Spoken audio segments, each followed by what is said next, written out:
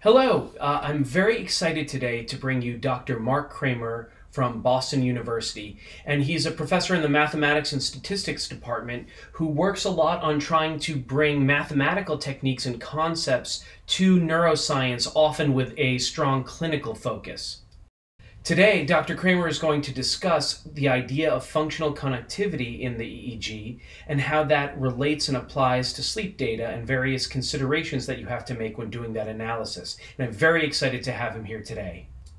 I think it's going to be a very exciting and insightful talk that goes over a lot of really important concepts. All right, great. Thank you, Dr. Pereira. Hello, everyone that's out there. Today, I will discuss an introduction to network analysis and EEG interpretation. And let's dive right in. Okay, so we'll start with an outline. I'll introduce the idea of functional connectivity focused on one of my main areas of research, epilepsy. We'll then use that motivation to develop a data analysis pipeline, trying to go from data, in our case, scalp EEG, to a functional network. After we introduce that pipeline, we will apply it. So we'll apply it to an example application, sleep spindles. So that's the goal. If you have questions, please write them in the chat, and there will be time for a more interactive discussion, I hope, at the end of this talk. Okay, so here is the motivating question. Given some data recorded, let's say, from a human subject, this is scalp EEG data, we have these really complicated time series recorded simultaneously from many sensors, and we would like to know which of these signals are coupled and when does this coupling occur? So that's our motivation. What are we trying to do here? And one way to answer that question is we can compute the functional connectivity in these data. What does that mean? Let's define it. So again, we have, imagine we have a human subject, electrodes on the scalp surface. Grab two of those electrodes and look at the voltage activity. And we'll ask a seemingly simple question, are these time series coupled? And if the answer to that question is yes, we'll draw a line between those two electrodes. This procedure has a long history in epilepsy research. I've included some of those references here. And there are many choices we can make for this question, are they coupled? So many different coupling measures. We'll discuss some of those today as we go along. You might imagine repeating this procedure for all electrode pairs, and we get what's called a functional network, where in this network, the nodes are the electrodes, and the edges, the black lines that are drawn here, indicate strong enough coupling. Okay. So in that previous slide, this is one static network, a network at one moment in time. We can also examine how these networks evolve in time. For example, I've taken some electrodes here and I've stacked them into one column. Next to each electrode is some artificial activity continuing in time. We can take some region of that activity. Let's select a 1 second interval and create functional network for that 1 second interval. We can then slide our window over, infer another network, and we can repeat this procedure over and over again until we get this dynamic time series of networks. And a question we can then ask is, how do these functional networks evolve in time? Rather than just one static network, let's examine them as they evolve in time. And specifically in our work, how do they evolve in time during a seizure? So I'll give one example of these dynamic networks and how we study them. In this example, we'll see the sudden emergence of a large community at seizure onset. So what is a community? Here is a cartoon representation. A community is a group of nodes that connect to each other more than to other nodes. So in this example, there's one community. If you look at the community on the left, community 1, the nodes connect to one another, but not so much to the nodes in community 2. So community, a group of nodes that are more connected. And here's an example, community size on the vertical axis as a function of time on the horizontal axis. This is an example from a human patient who has a seizure at time 0. And the most dramatic thing you might notice in this plot is the sudden increase in the size of this community. A large community suddenly forms very quickly after seizure onset. What does this look like in space? Here is a three-dimensional reconstruction of this patient's brain. Each black circle is an electrode, and red indicates community membership. So over the course of approximately 1 second, the community starts in the lower right corner of this grid. These are electrodes directly on the brain surface, and then quickly spreads from the left temporal lobe to encompass almost all the nodes in the network. So we have this sudden community emerge shortly after seizure onset in this patient. And this can be interesting because if we understand how the seizure spreads on the cortex, maybe we can use that to devise treatments. Maybe it's useful to target a surgery to resect the area where this network begins, or to deliver some stimulation there. Open question. Okay, and hopefully that provides at least a very general view of how we can use functional connectivity to analyze some data. And what I'd like to do now is kind of frame a very specific challenge for us to consider in this talk. So let's consider the case where data is collected from 32 electrodes. Here is a snippet of that data. This is 10 seconds of data. And we're going to dig into this as we go along. And the question we'd like to answer is, which of these electrodes are coupled? Can we build a functional connectivity network from these data that tells us something useful about the time series? So that's our challenge. And to address this challenge, we're going to implement a pipeline from data collection all the way up to network inference, and then ways to analyze that network. Our goal is to introduce this pipeline. We'll talk about some of the challenges at each of these steps, and then we'll apply it to this, this example in the last part of this talk. Okay, so let's begin with data collection. Arguably the hardest part of this process. In deciding to record data from the brain, let's focus on voltage data. One issue we might have to decide is the brain coverage. Do we want global coverage over the entire cortex so we can see lots of different activity? Or are we more interested in having fine spatial sampling, for example, from a microelectrode array that's inserted directly into the cortical surface? In our case here, we will focus on this broad brain coverage. We'll look at scalp EEG data. If we've decided to use EEG, we need to choose the density of electrodes. Can we get away with a low density array, maybe only a handful of sensors, or do we need lots and lots of sensors? That will impact the number of nodes in our network, the number of electrodes. And if we're using EEG, we need to choose a sampling rate, which will dictate the types of rhythms that we can observe.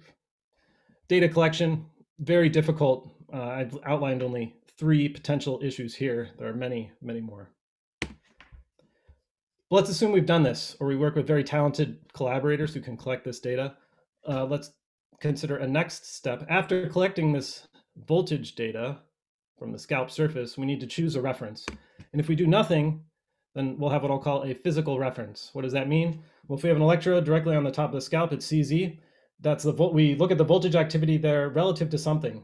And maybe it's an electrode that's on the neck. So we have the voltage activity, this difference between the voltage on the scalp and on the neck.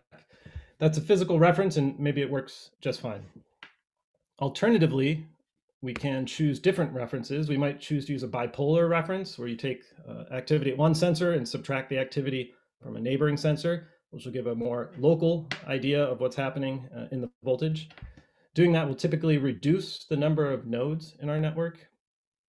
Another reference we might choose is a common average reference, which means take your electrode and subtract the activity, the average activity, from all the other electrodes at each moment in time.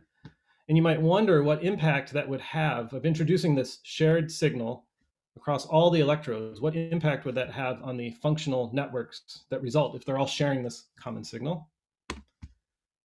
There are lots of other different choices of referencing. A Laplacian is like bipolar, except you use more neighbors. There's also statistical modeling techniques, the reference electrode standardization technique, and many, many more. So even after we've collected the data, we need to make a choice of how we will reference the data, which can then impact our subsequent steps. So we've collected the data, we've referenced it. Now we might need to filter the data. For filtering, we need to choose the frequency bands we are going to investigate. Maybe we want to keep a particular band. We're interested in low frequency delta oscillations or high frequency HFO, high frequency oscillations. So we might filter our data into those bands to analyze them in detail. Or we might choose filters to remove activity from our signal. For example, low frequency sweat artifact or 60 hertz line noise. So we might choose to filter our data to emphasize the signal we want to study or de-emphasize the signal that's distracting. If we've decided to filter the data, we need to choose our filter parameters. Are we going to use a finite impulse response or an infinite impulse response? Are we going to high pass or low pass? Lots of different choices here to make, even after we decide the bands to investigate. Okay, so we've gone through those first 3 steps. Now we're ready to estimate our networks or infer our networks from the data. Given 2 time series, we want to apply a coupling measure and ask, are they related in some way? Lots of different choices for coupling measures. We might choose a simple linear measure of association, like the cross correlation. What's the advantage of a linear measure? It's simple conceptually and computationally, typically fast to run, and has well understood statistical properties. So maybe those are advantages that allow us to choose this measure of linear correlation. Alternatively, we might choose a nonlinear measure of coupling, like an information measure. Those can be more powerful and reveal associations that we could miss through the linear measure, but they're also more complex, both conceptually and typically computationally to compute. Or we could choose a model-based approach, maybe Granger causality. That can be very useful for addressing potential confounds in the coupling. For example, if you have one node and it's driving activity at 2 other nodes, you might want to remove the effect of that driving node before you investigate the coupling between the driven nodes. And Granger causality measures can help do that, address those types of confounds, but they're also very slow to compute and intractable once you get over 50 or maybe 100 nodes. Okay, so again, lots of different choices here, the type of coupling measure to apply. We'll choose one of them. We'll investigate a couple here as we go along. And then we'll need to apply the coupling measure and create our functional network. So as a simple cartoon example, we apply our coupling measure to this 5-node network and we create a weighted network where the width of the lines in this picture indicate the strength of coupling. We might also, or instead, choose to make a binary network where an edge is either present or absent. To make a binary network, we need a threshold. Typically, we need to threshold something, and we might threshold the coupling value itself. So in the binary network here in the lower part of this figure, we only keep the darkest lines, the binary network shown here. Or we might threshold a measure of statistical significance, so threshold the p-values in order to create a binary network. Okay, we've inferred our networks. Now let's analyze those networks. Many different choices for static network analysis. So if we're given just one network, this picture shown here, we can compute things like the shortest path. How long does it take to walk from one green node to another green node following the edges in the network? Or we can ask how many completed triangles occur in the network and compute something like the clustering coefficient. If we have dynamic networks, so we have networks that we infer that evolve in time, there are other types of measures. We can ask what communities form and how do they grow and expand or merge or separate. This is an active area of lots of exciting research. Okay, those are the 5 steps, our pipeline to go from data collection to network analysis. They're drawn in this linear way, an arrow pointing down from one step to the other, but they're all interconnected. For example, if we re-reference our data, we might wonder what is the impact on our network result? If we choose a common average reference, will that change the networks we see and then the network statistics that we derive? Or if we use a bipolar reference, we reduce the number of nodes, how might that impact our network analysis, our last step? We can also have arrows that point the other way. We might choose a network inference procedure, a coupling measure that allows us to avoid a filtering step. For example, if we choose to use the coherence, that can allow us to focus on a particular frequency band, focus our coupling analysis there, and then maybe we can get away without filtering out the distracting signals. So all of these steps are interrelated. And hopefully, as you've seen, I've outlined the potential choices to make, but I haven't suggested what the best choices are. And typically, I would if I could, but I don't know what they are. They vary from case to case. So for each data set, we'll have to make these choices, doing the best we can. Okay. Normally, I would ask for questions, but I'll keep going. Okay, let's keep going. Let's implement this pipeline in an example. Here's a snippet of the time series data we will study here. If you'd like to follow along on your own, you could visit this GitHub repository. I'll click on this link now. So here is the GitHub repository. If you look here, you'll find the data set we are going to study. It's this .mat file. This is all in MATLAB. There's also a .m file here. This is a script. I'll click on this right now, and you'll see that there are parts of the code here to read in the data and walk through these steps. This is all available if you'd like to do it on your own. There's also, the presentation is also here. So I clicked on a link there. If you scroll down on that first page in the link, here's the whole presentation in case you miss anything. We have a question on a clarification of the Laplacian re-referencing. Ooh, good. That's the question, clarification? Yeah, what is Laplacian referencing? Good. Let me just go back to that slide so we know where we're looking at here. Okay, so it was this one, the Laplacian. I will draw a small picture, maybe useful. So I'll start with bipolar. So if you have two neighboring electrodes, you have voltage at electrode 1, voltage at electrode 2, you can compute their difference, and that would be bipolar. A Laplacian is like a second order spatial derivative. So if you take an electrode, we have V1 here, and then you grab, let's say, some of its neighbors. You end up looking at the difference between this center node and all of its neighbors. And if you think about some of the physics, that Laplacian, that second order derivative, estimated discretely here, it approximates the current flow through the scalp.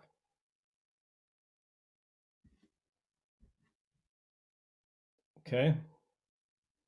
There was a very short answer to a complicated question. Good question.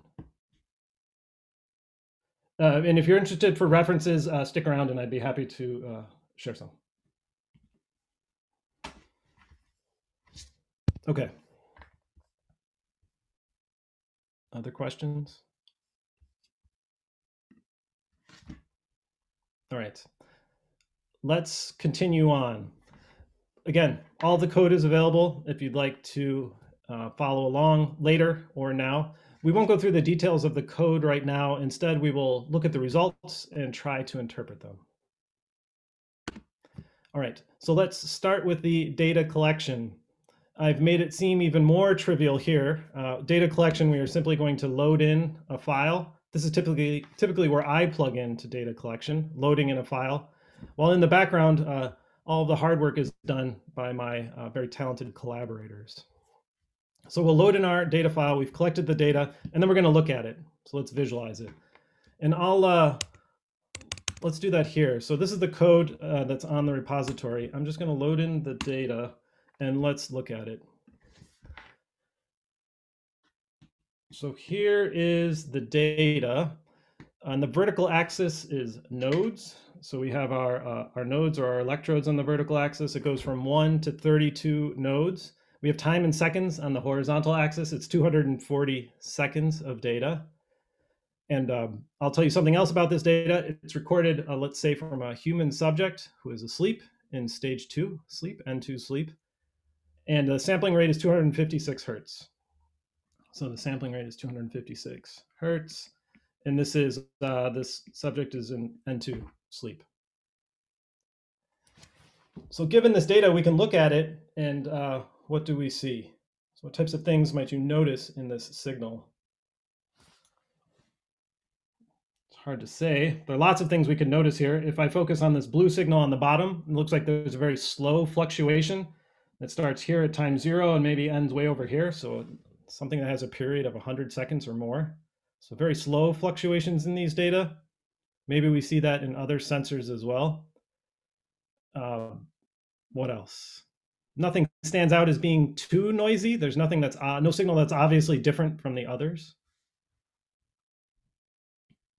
Okay, so this is an initial investigation of these data. Let's zoom in and let's look at a small 10-second interval, and I'll go back to the slides to do that. So if we zoom in, here's a 10-second snippet of these data. Again, it's 32 electrodes organized on the vertical axis. Each color indicates the voltage at an electrode. 10 seconds of data, EEG, 32 channels, 256 hertz. And now that we've zoomed in, maybe another feature starts to emerge. If we look at the lower half of these traces, maybe you notice something happening in here. There appears to be some kind of rhythmic activity that's starting to emerge. It appears there and maybe here earlier in this trace. And so maybe we are starting to see some rhythms in these data, potentially interesting rhythms. And if we do see rhythms in the data, does that suggest a coupling measure? If we're seeing rhythms, maybe those are the interesting features we'd like to examine and understand if these rhythms are coupled across our sensors. And I'll note that this work is it's motivated by collaboration with Dr. Catherine Chu, talented epileptologist, research scientist at Harvard MGH, and Elizabeth Spencer, very talented graduate student at BU, who is defending her PhD this summer in computational neuroscience. Okay, so we've looked at the data. We've investigated a small 10-second interval out of our 240 seconds. We do see some rhythms. Let's dig into that a bit more. So I'm including here another step in step one. I said step one was data collection, but we're also going to investigate these data a bit more. We're going to compute a spectrogram and analyze the rhythms that are present. And again, all of this code is available. I'll just execute it now. We won't look into the inner workings of the function. Let's just do it. So if we compute the spectrogram from one sensor, so here is the spectrogram from one channel. And so this is the rhythm. So what are we plotting here? Frequency on the vertical axis, 0 to 70 hertz. Time in seconds on the horizontal axis, 0 to 240 seconds. And then power in decibels in color, where warm colors indicate high power, the rhythms that dominate the signal. And what do we see in this spectrogram? Again, this is only from one sensor, the first sensor. There's lots of power at low frequencies. Maybe that's consistent with what we saw in our visual inspection, those low drifts in the signal.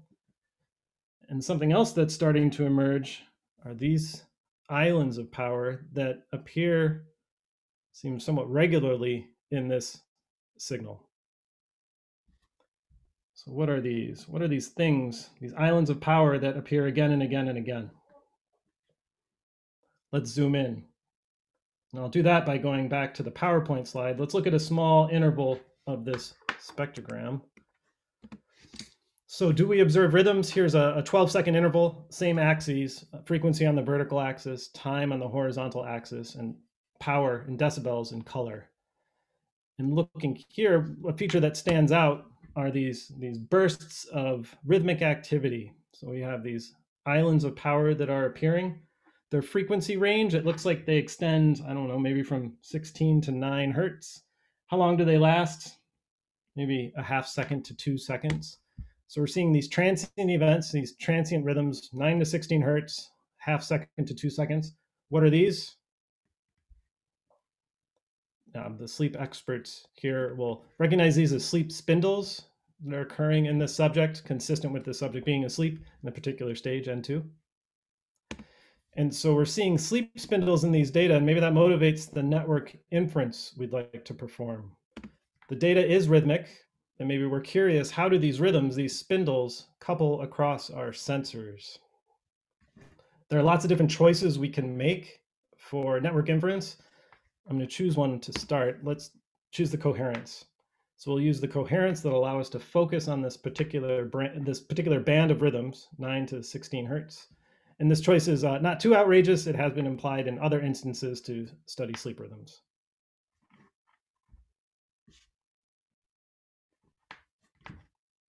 Okay, so what is the coherence? 2:01 p.m. Oh, thank you. What is the coherence? We'd like to treat, well, in order to set up this coherence, we're going to treat each spindle epoch as a trial. What do I mean by that? Here is a spindle epoch. This is a snippet of data. And in this snippet of data, if we look at it, you might see the spindle activity occurring, these fluctuations in our lower set of the 32 electrodes. So we see some spindles here. We've chosen some window around it. I'm going to call this informally a spindle epoch. And I'm going to associate that spindle epoch. I'm going to also call it a trial. So this will be our first trial. We'll then scan through our data, identify another spindle epoch. You can see the spindle activity here highlighted in the red circle. So we have another spindle epoch, and that'll establish another trial. And we can do this again and again and again, identifying all the spindle epochs in our data, and I'll refer to these as a large number of trials up to big K. And what the coherence measure will then ask is, if we grab two electrodes, the coherence will tell us, is there a constant phase relationship at the spindle frequencies, 9 to 16 hertz, across trials or across spindles? So when a spindle appears at two electrodes, does it have a constant phase relationship every single time that spindle appears? So in every spindle epoch. All right, if you had to guess, what do you think? We have these events appearing in the data, these spindles appearing in the data. They appear at about the same time in some set of sensors. Do we expect them to be coherent? Let's find out. Okay, in order to compute the coherence, we're going to skip all the way to step 4. Re-referencing. I'm not going to perform any re-referencing. We'll just use the physical reference that was provided. No filtering. We're using the coherence that allows us to narrow in on a frequency band of interest, our spindle band, 9 to 16 hertz. Let's perform the network inference. Again, you can see the code here if you're interested. We could talk about that later also. But let's instead just look at the result. So here is the coherence. And what's plotted here is an adjacency matrix. So we have node number or electrode number on the vertical axis from node 1 all the way up to node 32. We have node number on the horizontal axis, node 1 up to 32, and then we have coherence in color. Warm colors indicate strong coherence, a value of 1. Cool colors indicate weak coherence, a value of 0. So looking at this adjacency matrix, what do we see? We're only, so we're not showing any values above the diagonal. It's symmetric, so we'll just look below the diagonal. We also don't show the diagonal because it's trivial. A sensor is coherent with itself, so we don't show that. So we're only looking at the lower half of this adjacency matrix. So what conclusion do we draw? Do we have any evidence of coherence in these data? Well, I would argue, no, there's no clear evidence of coherence. If we grab any electrode pair, so we choose some point in this space, we choose some point here, I've marked it with an X, we see that the coherence is small. Right? We have a cool color there. Those two sensors that we've drawn, these two sensors,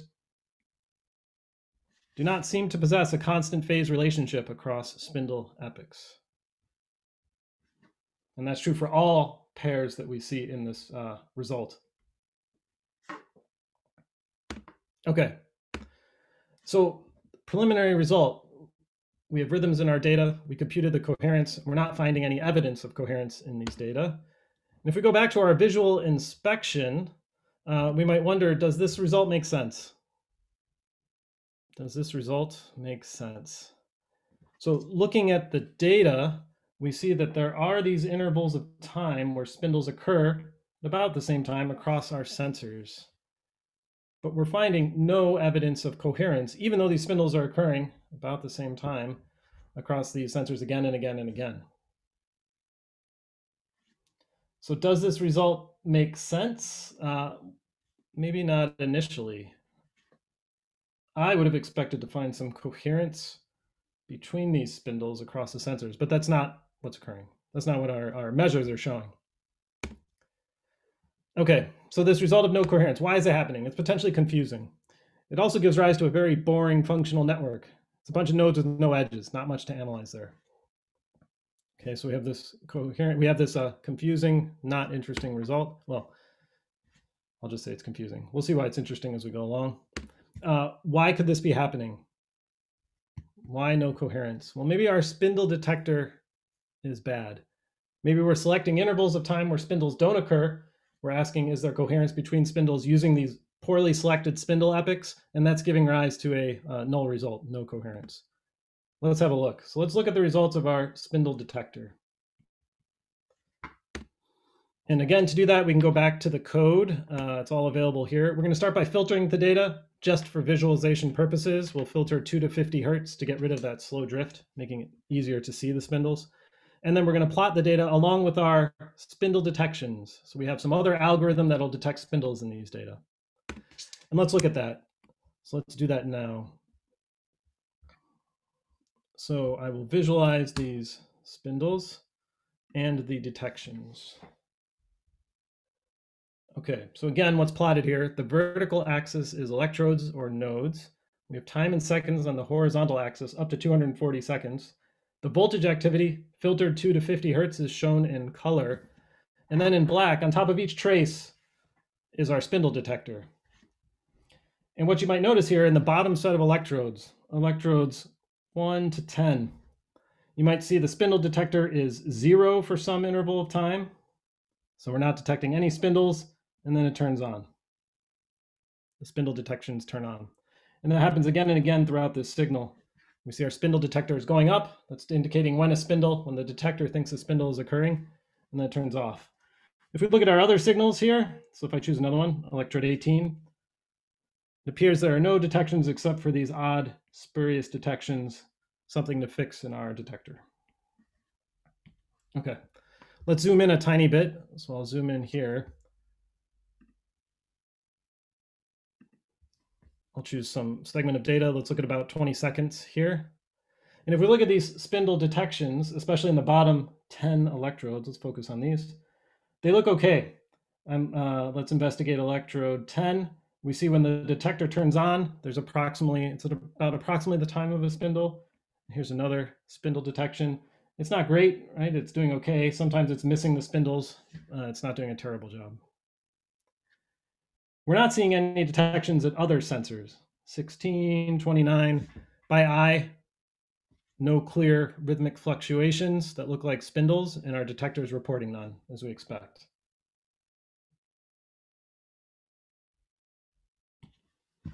Okay. There's a question about accounting for phase delay between spindles and electrode pairs before computing coherence. Good. Yeah. So hold that question. We're going to get there, and hopefully that'll answer it. And if not, please ask again. Okay. Good question. That's exactly where I'm going. Okay, so we've looked at our spindle detector. What do we think of the spindle detector? We've done an informal analysis, visual inspection, usually a good place to start. It seems like the detector is approximately working. So we are identifying the appropriate spindle epochs. That's not, we're not identifying poor intervals of time. So we're not identifying an interval of time like this and saying a spindle is in here. That's not what we would want. Our spindle detector seems to be working. So we are analyzing true spindle epochs and computing the coherence. Back to this result, why are we observing no coherence? Maybe our spindle detector is bad. Visual inspection suggests no. There are lots of good spindle detectors out there, and we've chosen one of them. So what else could it be? Why else are we not finding coherence between our sensors during the spindle epochs? Okay, and this will get at the question, I think. Let's consider spindle epochs only investigating 2 electrodes. So we grab 2 electrodes, we grab one spindle epoch from some trial, called it trial 1 here, and we're showing the activity at these 2 electrodes in red and in black. This is just a half-second snippet centered right on the spindle. And we could see the rhythmic activity occurring. So we could see the spindle oscillation here. And if we compare the black and the red signal, they lie almost on top of each other. So when the red curve goes up, so does the black curve. When the red curve goes down, so does the black curve. So these spindles are completely in phase in this first epoch, this first spindle epoch. We then scan through our data. Let's choose another spindle epoch from some other trial. I've called it trial 2 here. Again, we see the spindle activity. You can see the rhythmic fluctuations in the red and the black traces. And if we compare how those traces are related, we see that the black curve leads the red curve by some small amount. So there's a peak in the black curve and then the red curve, black curve and then the red curve. So there's some kind of phase shift between the spindles. We still have spindles occurring at both of these electrodes in black and in red, but the red curve is delayed relative to the black curve. We can choose another spindle epoch. Here's another one. Similar type of relationship. The black spindle epoch is leading, or the black spindle activity is leading the red one in the same epoch. Again, we see a phase shift. Maybe this phase shift is a little bit bigger here. And then we continue to scan through our data, identify another spindle epoch. Here it is. What do we see in this case? If we look at the phase shift between the black and the red curve between the spindle activity, we see they're almost completely out of phase. When the black curve goes up, the red one goes down. So across these spindle epochs, we see varying phase delays between the spindles at these two electrodes. So what does this visual inspection suggest? Between these two electrodes, shown here at 4 example spindle epochs, between these two electrodes, there's no evidence of a constant phase relationship across the spindle epochs or across trials. Spindles do occur at the black and red electrode, except that they're phase shifted relative to each other in a seemingly random way from spindle to spindle. And if that's the case, then the coherence we expect to be near zero. Coherence is looking for a constant phase relationship between the activity across trials.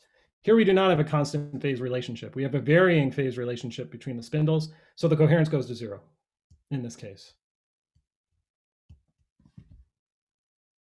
Maybe that gets at the question. If not, please ask again. So in this analysis, in this first example, network inference, we saw rhythms in our data, spindles.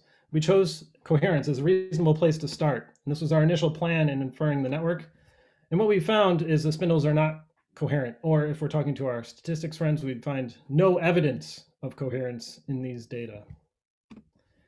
And so what does this suggest? Here, by applying the coherence, we're looking for a phase relationship, a constant phase relationship in the fine temporal structure of these spindles. When a spindle occurs at two sensors, we want not only the spindle to occur, but we want the phase relationship to be constant from spindle to spindle if the coherence is going to be big. But that's not what we're finding, right? Instead, we're finding spindles do occur about the same time in two electrodes, but they're phase shifted every time the spindle appears. And that's interesting, but maybe there's more, and maybe there's something that's an analysis that's more in line with our visual inspection of the data. So let's consider one other analysis approach to try to build a functional network from these data. And so we'll look again at the data. We're plotting the data in color for each of the 32 electrodes. We're showing a 10-second interval, 40 to 50 seconds here. And we're also showing the detection signals in black. And if we look at this example snippet of data, what's something that stands out? Well, if we look at the detections, so if we look at the detection regions for these spindles, they're approximately overlapping across electrodes. So the spindles are occurring at about the same time across all 10 channels. We see some examples here. If you look at the MATLAB code, you can zoom out and check other intervals of time. But when the spindles occur, they are happening at about the same time across these sensors 1 through 10. And so maybe instead of looking at the coupling of the voltage activity itself, the fine temporal structure of the wiggles of the spindle, let's instead look at the coupling of the detections. So let's compute a coupling measure using the black curves in this signal, the detection signals, not the voltage traces themselves. Okay. So let's do that. We're going to propose a new network inference procedure. We're going to ask a slightly different question. Do spindles occur at about the same time across the sensors? And we'll compute a measure I'll call informally here the coincidence. And what does that mean? Here's an example spindle epoch. Voltage traces are shown in color, and then the detection signal is shown in black. And what we'll do, let's grab a detection signal. So I've grabbed one of the detection signals. At each moment in time, we assign either a value of 0 to each moment in time, meaning no spindle detected, or a value of 1 at a moment in time if we do detect a spindle. So we have no spindles detected, and then 1, we have this region of spindle detections, and then no spindles detected. We can grab another electrode, look at its detection signal, which is shown here. And then as a crude measure of coupling between these detection signals, let's multiply these two time series together. What happens when we do that multiplication? 0 times 0 will give us a 0. A 0 times 1 will give us a 0. And when we get a 1 times a 1, we get a 1 in this, this multiplication. So we'll have some region where the detections overlap and the product of these two detection signals is 1. Then what we can do is we can sum up this product. Let's sum up all the values. We'll add a bunch of 1s and 0s. And qualitatively, that number will be big when the detections overlap. So if we have lots of overlapping detections between our two signals, between our two sensors, if we have lots of overlapping detections, we expect that summed value to be very large. Okay, let's do it. Let's apply this new network inference procedure, coincidence here. You can again look at the code. We won't go into that now. Let's just look at the result. But before doing that, let's make a guess. Which electrodes do you expect to be coincident? Which electrodes have detections at approximately the same time? Right, not a trick question. Electrodes 1 through 10. They appear to have envelopes, these detection signals that become 1 at about the same time. We expect if we choose any two of these, choose 1 and 2, we're going to have lots of overlap in their detections. We sum up all those overlaps, we're going to get a big number. Very reasonable expectation. Let's check it out. Okay, so we compute the coincidence, and here is the result. Again, we're showing the adjacency matrix, in this case, using a different measure of coupling, the coincidence. We have node number or electrode on the vertical axis and the horizontal axis, and we have the value of coincidence shown in color. Strong coincidence are shown in warm colors, yellow and orange. And what conclusions can we draw from this analysis? Well, first, we are seeing some evidence of coincidence. If we look at sensors 1 through 10, strong coincidence between them. Their detection envelopes tend to overlap. Okay, that makes sense. This is consistent with our visual inspection. But there's also something else odd going on here. Why do we have so many detections at sensor 20? Have we seen spindles in sensor 20? Right, that's interesting, and it maybe suggests there's a problem with our analysis. What is that problem? Okay, it's here. It's actually in this picture, and it's very subtle. So if you stare at this picture long enough, you might notice the problem. I'll give you a hint. There's something wrong. There's something wrong here in sensor 20 compared to the other sensors. Maybe you can see it. I'll show you one more slide. Let's look for it one more time. And so here's our problem coincidence. We're seeing a strong coincidence with sensor 20. Here's a spindle epoch. The detections in the bottom electrodes look fine, right? We have our detector turn on and turn off approximately when spindles occur. In these other sensors, we see no detections when no spindles occur. And if you look at the spacing between these lines, between these black lines, they're about equal until we get to here. Right? Somehow the spacing of this line looks wrong, trying to diagnose our problem through visual inspection. So what's happening here? Instead of being 0 detections throughout this entire interval for sensor 20, our detector is saying at electrode 20, we're getting a spindle at every moment in time. So our detector, for some reason, is broken down at sensor 20, electrode 20. Okay, and this high detection rate, this artificial high detection rate, is giving rise to this high coincidence between our true spindles and this artifact. What can we do to solve this problem? There are a couple of options. We can throw out this sensor. We could rerun our detector on that wrong electrode, or let's compute one other coincidence measure. We'll compute the scaled coincidence. And what will we do here? Well, exactly the same as before. We get our detection signals. We multiply them together. When they overlapped, we get a product of 1. And instead of computing just one sum, the sum of all the ones in the bottom vector, this S12, let's also sum the number of detections we have in our original sensors. So we'll compute this sum S1. How many ones do we have in the first sensor and in the second sensor? And we'll compute the scaled coincidence in this case, which is our original coincidence. That's what I've circled here, S12. And we're going to divide it by the detection rate at each electrode. This can be useful because if we have an electrode that has lots and lots of detections, that could drive artificial coincidence. And this idea is motivated from idea of looking at single units, spike train analysis, point process data, where the rate of the 0-1 data can impact the coupling measure. So something we look out for when we're looking at single unit data, spiking neurons, but it also appears in this example. Okay, so let's do that. We can apply this new scaled coincidence measure. So we have a slightly different measure here. We apply it to the data, and let's look at the adjacency matrix. And what do we find? Well, maybe more in line with our expectations, we see evidence of coincidence in the region we expect, where the spindles are occurring between nodes 1 and 10. And if we look at that problem node 20, it's now been scaled out. It still has maybe some features we don't like, whatever's happening up here, but it's no longer the dominant coincidence in the signal. Okay, network inference. So our problem solved. We've inferred a reasonable network, maybe. I'll leave it at that for now. And let's think about the steps we've gone through. So what have we done here? Data collection, very simple in this case. I just loaded a map file. We skipped re-referencing, and we did not use filtering except for visualization.